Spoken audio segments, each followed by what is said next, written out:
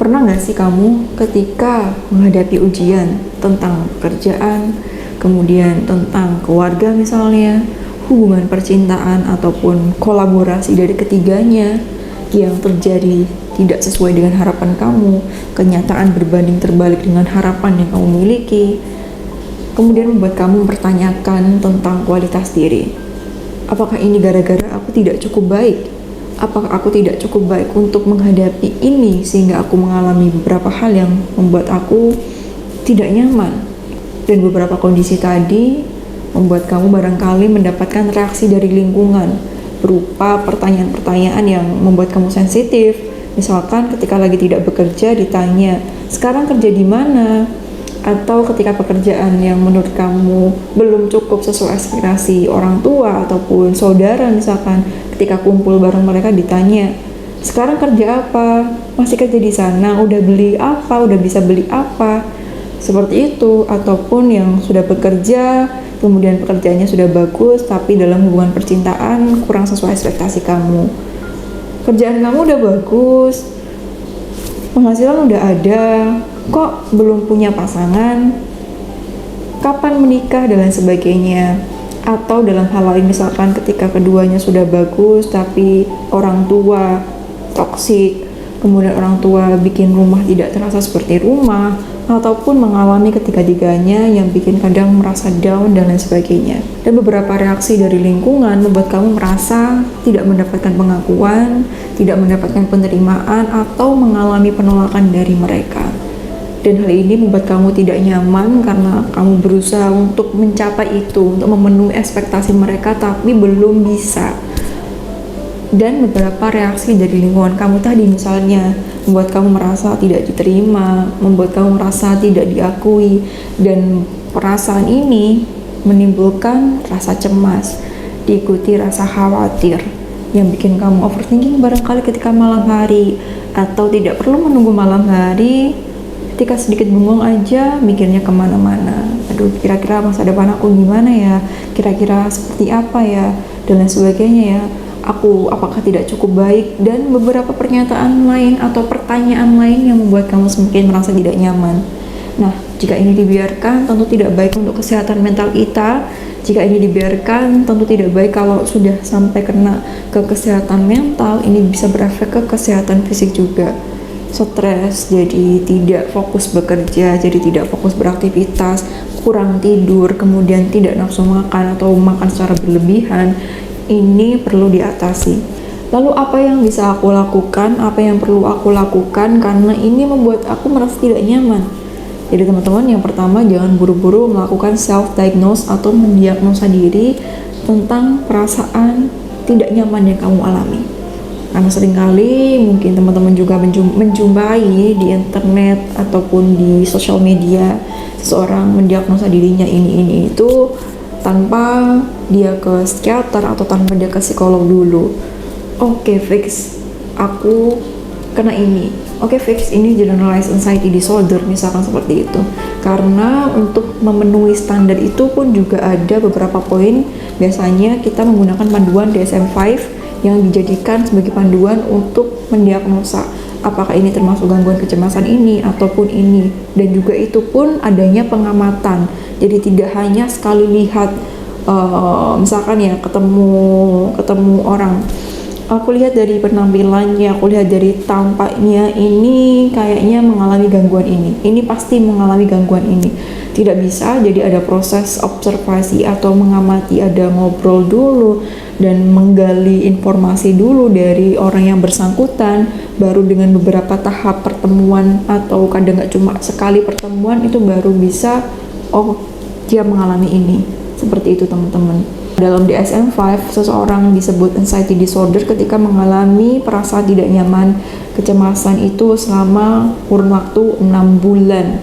Jika seseorang merasakan ini selama 6 bulan berturut-turut dan merasa tidak nyaman, kemudian jadi susah makan, mengalami gangguan tidur dan sebagainya yang sangat mengganggu aktivitas, mohon untuk segera ke psikolog. Atau bahkan sebelum ini, tapi aku belum sampai 6 bulan tuh, apakah nggak perlu ke psikolog? Ke psikolog pun juga nggak apa-apa.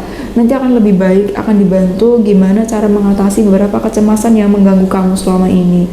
Karena tindakan awal yang lebih cepat itu akan membantu untuk mengatasi lebih cepat pula.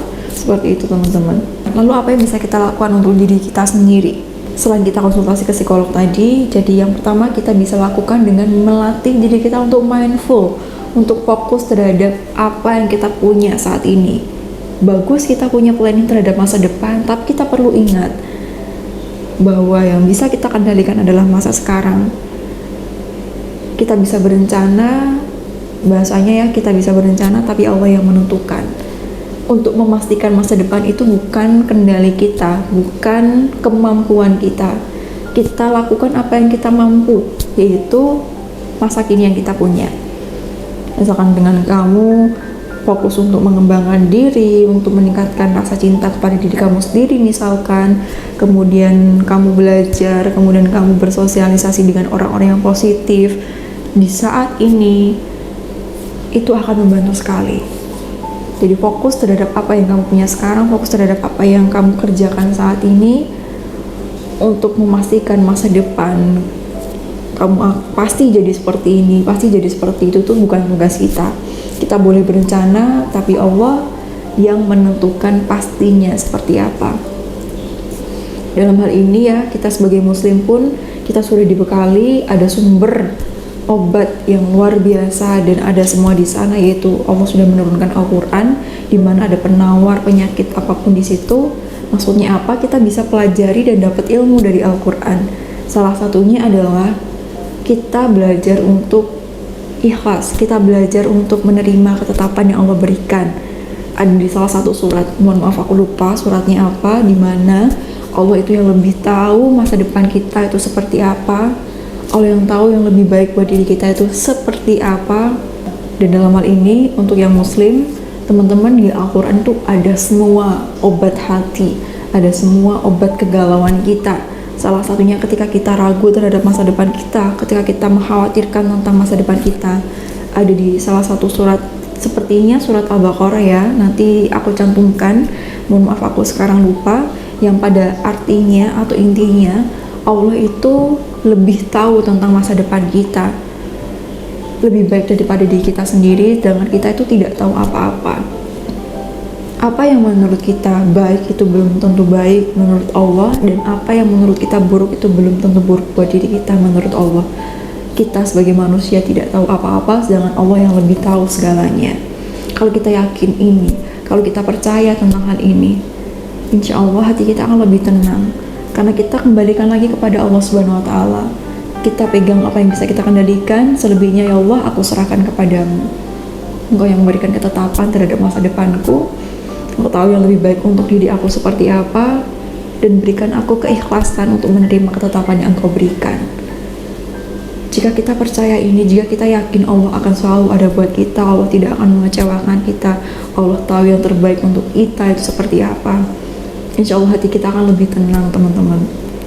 Mungkin kamu pernah mengalami suatu situasi di mana saat ini tuh kamu sedih sekali, saat ini kamu merasa aku bisa survive gak sih, kenapa aku harus mengalami ini, kenapa ini harus aku yang ngerasain, di saat ada banyak orang yang mengalaminya. Barangkali kamu pernah mengalami itu, tapi di waktu yang selanjutnya, di kemudian hari, kamu menjadi bersyukur sekali atas momen sedih yang pernah kamu alami. Ya Allah, untung ya dulu aku mengalami itu, gak nyangka deh ternyata sesuatu yang bikin aku sedih dulu itu kebaikan saat ini. Contoh singkatnya, misalkan kamu mau pergi ke suatu tempat, ternyata ban motor kamu kempes, kamu marah-marah, aduh ini udah telat nih, udah telat, seharusnya sekarang aku berangkat, tapi kenapa sih kempes segala, ya Allah kenapa sih kamu marah seperti itu. Kemudian beberapa waktu selanjutnya kamu dengar ternyata ada berita di tempat yang kamu lewati, yang harusnya kamu tepat waktu tadi, terjadi sebuah musibah misalkan. Kamu jadi bersyukur sekali, ya Allah, tadi ternyata ban kempes ini sebuah tanda atau sebuah cara Engkau menyelamatkan aku. Untungnya tadi aku ban kempes, kalau nggak ban kempes mungkin aku udah jadi kena di sana. Pernahkah kamu berada pada situasi itu? Coba deh kamu renungkan lagi. Karena sekali lagi Allah tahu yang terbaik buat diri kita itu seperti apa. Itu yang pertama. Jadi untuk yang muslim, nanti insya Allah akan aku cantumkan surat apa itu, ada di sana. Kemudian kedua, ketika kamu merasa panik, kamu merasa cemas pada momen itu, coba kamu tarik nafas, kemudian keluarkan. Coba kamu fokus, tarik nafas, keluarkan, fokus terhadap suara nafas kamu, fokus terhadap ketika kamu mengeluarkannya. Ini akan membantu kamu untuk mengendalikan diri kamu agar lebih stabil, agar lebih tenang. Coba kamu lakukan itu. Dan jika kamu muslim, sekali lagi bisa ditambah dengan istighfar, bisa ditambah dengan zikir. Itu akan sangat membantu sekali untuk meningkatkan ketenangan hati kamu. Kemudian ketiga, tulis gratitude journal, jurnal syukur. Jurnal syukur ini isinya apa? Isinya tentang apa yang kamu punya saat ini, apa yang Allah izinkan kamu lakukan saat ini. Misalnya kamu punya mata yang sehat, kamu punya hidung, kamu punya mulut, kamu punya tubuh kamu yang bisa kamu ajak untuk beraktivitas, kamu bisa makan, kamu bisa berjalan, kamu bisa menghirup udara dan bernafas. Itu tulis semuanya, karena ini adalah hal yang besar, karena ini adalah hal yang luar biasa. Coba kamu tuliskan, ini akan membuat kamu lebih tenang, ini akan membuat kamu lebih fokus terhadap apa yang kamu punya dibandingkan apa yang belum kamu punya. Selanjutnya, tulis apa yang membuat kamu ragu. Tulis. Apa yang membuat kamu ragu, apa saja ditulis semuanya di sana dengan bahasa kamu sendiri. Ini akan membuat kamu menuangkan kegelisahan yang kamu rasakan, sehingga dia tidak berkutat di dalam pikiran kamu dan tidak rumit di sana sendiri. Coba tuangkan beberapa keraguan kamu, tulislah semuanya di sana. Selanjutnya, ketika kamu sudah menuliskan beberapa keraguan kamu atasi dengan cara kamu mengembangkan diri kamu.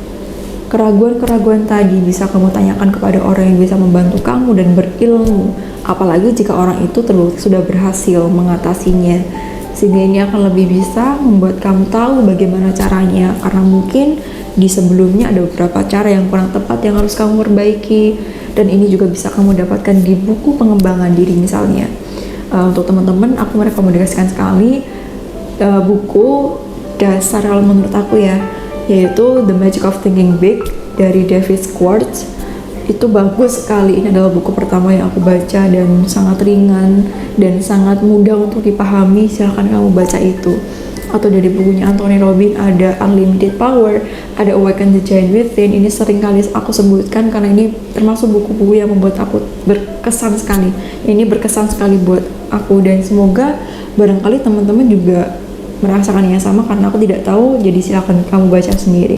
Jadi seperti itu teman-teman, semoga beberapa poin yang aku sebutkan tadi bisa membantu kamu untuk mengatasi beberapa masalah hati yang kamu rasakan, yang bikin galau, yang bikin merasa diri inferior atau tidak cukup baik, yang menimbulkan perasaan tidak nyaman, yang menimbulkan rasa cemas yang kamu rasakan selama ini dan mengganggu aktivitas kamu, agar beberapa masalah itu bisa teratasi. Karena masalah ada itu harus diselesaikan dan minta untuk diselesaikan, sehingga kita harus selesaikan itu. Dan ingat, setiap masalah itu pasti Allah sudah berikan solusinya. Jadi seperti itu teman-teman. Ditambah yang harus dilakukan lagi adalah selalu berdoa dan minta bantuan kepada Allah Subhanahu wa taala untuk mengatasi masalah yang kamu alami saat ini. Karena Allah akan menyediakan penawar dari segala penyakit atau luka yang kita punya.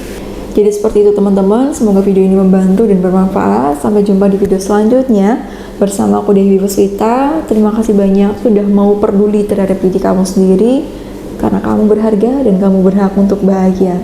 Sampai jumpa. Wassalamualaikum warahmatullahi wabarakatuh.